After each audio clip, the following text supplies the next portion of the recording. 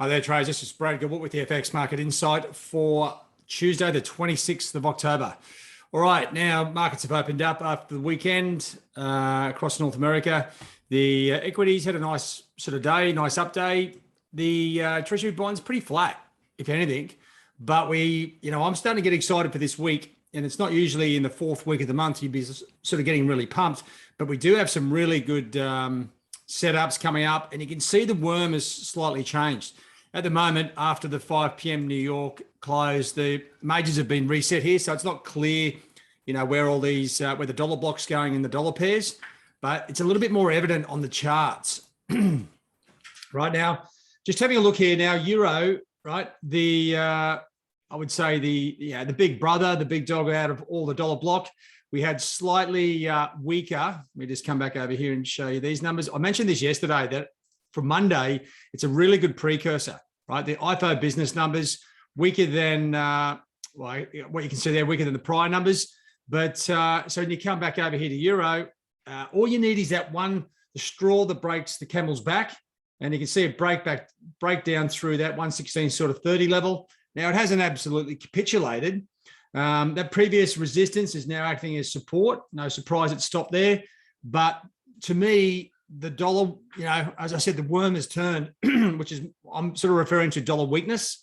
A little bit of bounce in dollar Swiss, dollar yen. I'll come back to dollar yen because the yen crosses are all sort of breaking down. And you can start to see dollar CAD there also bouncing. Bit of a reverse head and shoulders there for all the massive technical analysis fans from years yonder.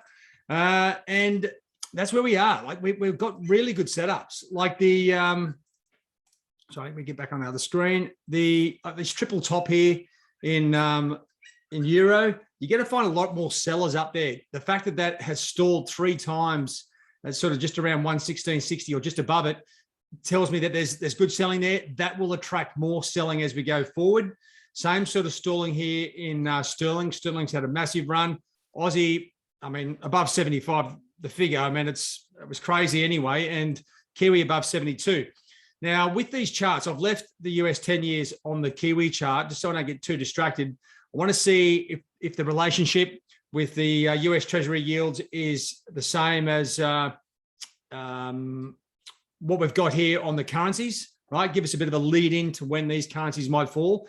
But what we are seeing is a shift in the dollar. To me, like the targets here are changing. Like from dollar CAD being extremely weak, I'm starting to think we're going to chance for a move back up to 124.5. Obviously, if oil falls, it'll be there very quickly. You come down into the dollar block itself. Well, Euro's already broken through the first level. This second level, it does hold, but it's not as strong as a natural sort of support line. To me, that's a sell on rallies, and pretty much Aussie, sterling, and Kiwi looking to sell a break, right? Now, that's what the charts are telling me. I know that overall fundamentals of the US dollar are strong, right? So we just need something to give us the market, right? And what we're talking about is global traders, give them the confidence to buy US dollars, right? And what we're sort of talking about is we need some sort of like basically stimulus, like the Fed's trying to do more often than not. So this is where you come back to the economic numbers and go, well, what could actually move these numbers for us? You come back down here, looking in Tuesday's numbers. Okay, the Case-Shiller numbers. Now that's a good historical number as well as the consumer confidence numbers, right? So we've got some really good US numbers coming out today, which could give us the absolute kick in the belly that we're looking for. Okay, now whether you check out FX Street, Trading Economics, get onto those sites, find out the actual number, and that'll sort of set you up to potentially take advantage of that opportunity, right? So you come out across the board here, there's nothing really else coming out to rock the boat, okay? You come in, then we're really looking at Wednesday's trading, Aussie CPI, etc. So it's a very vanilla day. And what I say by that is we've got a couple of US numbers that could give us the answers to this move. If those numbers come out strong, well, sterling, Aussie, and Kiwi are prime for a move back down. Okay. Dollar CAD, well, it's primed for a move up, but you really need oil to be playing the game here, right? The other pairs, dollar Swiss and dollar yen, I'm leaving alone. Dollar index, we're starting to edge higher. There's potential to be going long that pair as well. All right, so plenty to play for there. Just got to wait for, you know, the market to give you the opportunity. Now, this may come in the Asian session out of some random news, or just maybe the fact that the market already can see what's about to happen and they start to move with it. So break trades on these pairs during the Asian and European session may be something to consider. Something else to consider is just looking at the Kiwi, the yen crosses, right? Just having a look here. You can see which yen crosses have really gone mental, right? Now, of course, you'd expect CAD yen to be sort of through the roof. Oil has been like sitting up in the $80 level for some time.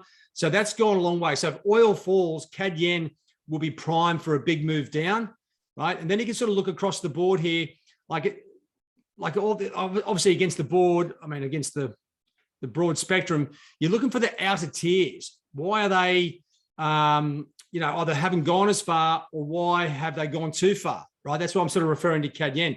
It's related to, the massive move in oil. So a correction there leads to an easy trade on CAD yen. The dollar index is the pair that hasn't obviously moved too far there. So you're looking at things like that. But then if you have a look at and this is where you can get some confidence around trading the various numbers. Now, it's no surprise here, right? We've got the same structure here on all the yen crosses, right? So to me, is the yen move over? Well, I don't know about if it's over, but this could be the start of the next leg down. These things are up, 4, 5, up to 10% up for the month, particularly. This is where you can come back and say, well, which pairs are really out of control? Well, these top ones. Okay, so you're looking at CAD yen, sterling yen. The numbers are up here. Well, obviously dollar yen's up 10%, Kiwi yen. They're the pairs that have moved outrageously excessive. So they may come back, start to fall quicker than the pairs that actually haven't, right? So the one surprise here is, and it's maybe something to do with what's going on with oil. With oil stalling, it's got a nice big peak here. If oil falls, well, we've got a nice sort of down move starting on CAD yen. Looking to sell on rallies would be the way to go, but you need to keep an eye on oil. And these sort of crazy moves there could sort of kill that opportunity. And that's something to look for, particularly for those traders in the Asian session. If you haven't got, you're waiting for all the penny to drop. Most of the information is coming out in the North American session. That's where the focus is with the Fed and the dollar. So no surprises there. So in the meantime, have a look at the yen crosses and prepare yourself for opportunities, right? If euro, sterling, Aussie, and Kiwi are falling, well, maybe check the crosses on those pairs. You may find some gold in amongst the, or a diamond in the rough, as I say. All right, guys, pretty exciting. I'd like to see a Monday reconnect after the weekends. We get a bit of uniformity, equities, everything sort of connects. We're starting to work out where the dollar's going. To me, it looks like it's primed for a move back up. I'm not talking a massive move, an aggressive one, just a consistent move. The US numbers today, key for that opportunity. So check them out. All right, guys, all the best. Cheerio.